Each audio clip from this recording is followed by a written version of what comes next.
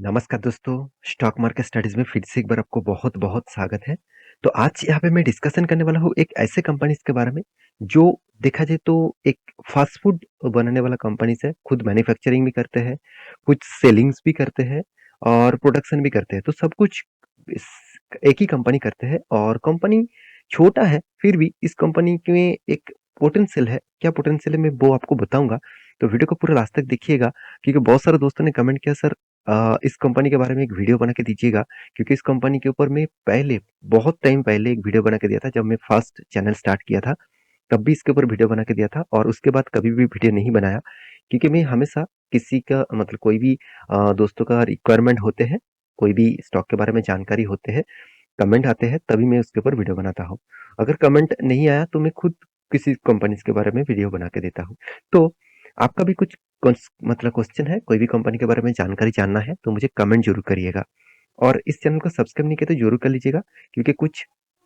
Technically chart pattern stock के बारे में लॉन्ग टर्म के लिए विजन क्या है सब कुछ मैं डिस्कस करता रहता हूँ तो चलो देख लेते हैं आज के स्टॉक के बारे में तो कंपनी का नाम क्या है कंपनी का नाम है D F M food limited तो D F M food limited बहुत सारे दोस्तों इस कंपनी के प्रोडक्ट को जानते होंगे मैं पर्सनली खुद इस प्रोडक्ट को पहले जब मार्केट में आए थे इस प्रोडक्ट को मैं बहुत बार खा चुका हूँ मगर इस कंपनी का जो नाम है आप देखेंगे तो क्रैक्स इसका मेन प्रोडक्ट का ब्रांड का नाम है और इस प्रोडक्ट में बहुत बार खा चुका हूँ मगर मुझे तब क्यूरियोसिटी हुआ कि क्या इस कंपनी का कोई स्टॉक मार्केट में लिस्टिंग है ही है मतलब लिस्टिंग है तो जब इस कंपनी के प्रोडक्ट में खाता था तब मैं देखता था कि कोई लिस्टिंग नहीं था उसके बाद कुछ ही सालों के बाद इस कंपनी का प्रोडक्ट मार्केट में लिस्टिंग मतलब इस कंपनी का आईपीओ मार्केट में आया था और इस कंपनी का जो प्रोडक्ट है आपको मैं दिखा दूं इसका सारे के सारे प्रोडक्ट क्रैक्स के नाम से ही जाना जाता है और जो आप लेज कुरकुरे इस तरीके से प्रोडक्ट आप खाते हैं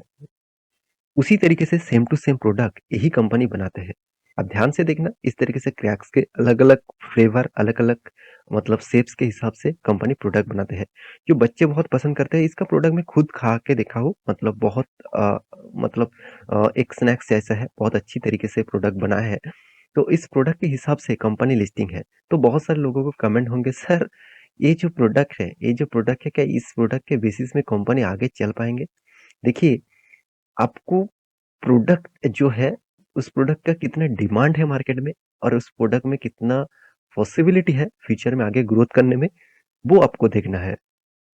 उसको देखने के बाद आपको अगर लग रहा है कि हाँ, इस कंपनी में दम है, इस कंपनी के ऊपर निवेश करके मैं अच्छा खासा पैसा कमा सकता हूँ, तो ठीक है। तो देखिए बहुत सारे लोगों ने मुझे ये भी कमेंट किया, सर इस कंपनी में एक चीज़ अब मुझे देखने को मिला, यहाँ पे जो अवेलेबल है प्रोडक्ट, वो अभी कहाँ पे मिलेगा? ब्लिंकिट में मिलेगा। आप सभी जानते हैं ब्लिंकिट किसका कंपनी है? ज़ोमैटो का ही एक सब्सिडियरी कंपनी है, जो एक बहुत बड़ा लॉस मेकिंग कंपनी है। तो ब्लिंकिट में यहाँ पे क्या क्या मिलने वाला है? इस क्रैक्स को मिलने वाला है। ऐसे बिल्कुल भी नहीं कि ब्लिंकिट में ही मिलेगा, बाकी जगह पे नहीं मिलेगा। आप बहुत सारे ऑनलाइन प्लेटफ़ॉर्म से भी खरीद सकते हैं। छोटे-छोटे दुकान में भी मिलेगा, बड़ी दुकान में भी मिलेगा। तो इस तरीके से प्रोडक्ट जो हम लेज़, कुरकुरे खाते हैं, तो उसी तरीके से प्रोडक्ट के ऊपर यही कंपनी प्रोडक्ट बनाते हैं। तो देखिए, प्रोडक्ट के बारे में जानकारी आपको हमेशा होना चाहिए, तभी इस कंपनी के बारे में आपको ज़्यादा से ज़्यादा पॉसिबिलिटी फ्यूचर के बारे में दिखेगा। तो देखिए कंपनी का जो डिटेल्स है उसके बारे में बात करूँ तो कंपनी देखिए DFM Foods Limited is in the business of the manufacturing, selling and marketing and packaging इस तरीके से प्रोडक्ट के ऊपर काम करते हैं तो कंपनी का 25 साल का एक्सपीरियंस है इस फील्ड में और साथ ही साथ कंपनी का जो प्रोडक्शन है वो वेरिएंट टाइप मतलब अलग अलग प्रोडक्ट के टाइप कंपनी प्रोडक्शन करते हैं जो टोटली स्नैक्स के ऊपर है स्नैक्स सेगमेंट्स के ऊपर और यहाँ पे देख सकते हैं 12 यहाँ पे देखिए 12 नमकीन सेगमेंट्स एंड 6 स्नैक सेगमेंट्स के ऊपर कंपनी प्रोडक्ट बनाते हैं जहाँ पे भुजिया है दाल है यहाँ पे देखिए मिक्सचर एंड नट मिक्सचर है साथ ही साथ कंपनी क्रैक्स भी बनाते हैं क्रूल्स भी बनाते हैं तो इस तरीके से प्रोडक्ट कंपनी बनाते हैं जो मैं आपको पहले दिखा चुका हूँ कंपनी का जो ब्रांड है उस ब्रांड के हिसाब से कंपनी का प्रोडक्ट यहाँ पे आपको दिखेगा उस प्रोडक्ट को आप बहुत बार देख भी चुके होंगे तो कंपनी का कितना प्रोडक्शन होते हैं जो जितने सारे देखिए आप प्रोडक्ट है उसके हिसाब से company 43,400 million tonne per annum तो इतने बड़े कैपेसिटी कंपनी लेके रखा है इतने ज़्यादा जो रॉ मटेरियल्स लगते हैं इसको बनाने के लिए कोन्स राइस और भी बहुत सारी चीज़ लगते हैं तो उस प्रोडक्ट के प्रोडक्शन में कितना प्रोडक्शन कंपनी मतलब कितना प्रोडक्शन प्रोडक्ट लेकर इस तरीके से स्नैक्स बनाते हैं, उसी के बारे में बातचीत किया जा रहा है। तो कंपनी का डिस्ट्रीब्यूट नेटवर्क कितना है? कंपनी का 1.4 मिलियन रिटेल आउटलेट है। तो 1.4 मिलियन मतलब करीबन-करीबन 10,40,000 से भी ज़्यादा कंपनी का रिटेल यहाँ पे कस्टमर है। तो साथ ही साथ 17,000 से प्लस इसका डिस्ट्रीब्यूटर है। तो ऑल ओवर कंट्रीज में, और कंपनी में यही खासियत है, कंपनी का रेवेन्यूज जो आते हैं वो ज़्यादा से 75 टू 80% कंपनी का यहाँ पे देखिए खुद के कंट्रीज के ऊपर रेवेन्यूज आते हैं। तो एक कुछ पॉइंट्स आपके साथ में इसीलिए शेयर करता हूँ कि आपको भी कंपनी के बारे में जानकारी मिले, जहाँ से आप कंपनी के डिटेल्स व्यू देखकर कंपनी के ऊपर निवेश करने के लिए जरूर सोचें। तो कंपनी में क्या ग्रोथ है, चलो वो आपको बता दूं, क्योंकि बहुत सारे लोगों ने रिटर्न देखकर ही कंपनी के ऊपर मुझे वीडियो बनाने के लिए बोला है। तो इसलिए मैं अब इस वीडियो आपको सामने लेके आया, क्योंकि कंपनी लो किए थे 187 और हाई किए है, कंपनी हाई के आसपास है 456 के आसपास। तो कौन सा लेवल ब्रेकआउट हुआ है वो भी मैं आपको दिखाऊंगा। उससे पहले कंपनी के देखिए return of equity, return of capital employed negative में है, तो पहले एक नेगेटिव पॉइंट स्टार्ट हो चुके हैं। एनुअली इनकम देखिए नेगेटिव में है। कंपनी का डेप देखिए 112 करोड़ के आसपास है। कंपनी का डेप डेटोस डे है, सॉरी डेप्थ ऑफ इक्विटी जो है 0.86 के आसपास है। तो इसका मतलब डेप भी अच्छा खासा है। तो कंपनी के हाथ में कैश नेगेटिव है, खुद के बिजनेस के ऊपर ही कंपनी पैसा लगा के रखा है। अर्निंग पर शेयर भी नेगेटिव है। साथ ही साथ कंपनी का इन्वेंटरी डे 34 डेज, और कंपनी प्रोडक्ट बेचने के बाद हाथ में जो पैसा आ रहा है वो 4 दिनों के आसपास। तो कंपनी का सेल्स ग्रोथ 15% के आसपास है, मगर प्रॉफिट ग्रोथ बिग नेगेटिव में है। मार्केट कैप टू सेल्स बता रहा है कंपनी को 1 रुपये कमाने के लिए 3.5 से 4 रुपये के आसपास यहाँ पे देना पड़ रहा है। तो एक कंपनीज के लिए एक वीकनेस जरूर मैं कहूंगा। कंपनीज के देखिए पैग रेशियो, कंपनी का पैग रेशियो, डिविडेंड यील्ड, ये सारी चीज आप देखेंगे तो अभी आपको वीकनेस दिखेगा। साथ ही साथ कंपनी का इंटरेस्ट कवरेज के बारे में बात करें तो 6.16% के आसपास इसका इंटरेस्ट कवरेज नेगेटिव में दिखेगा।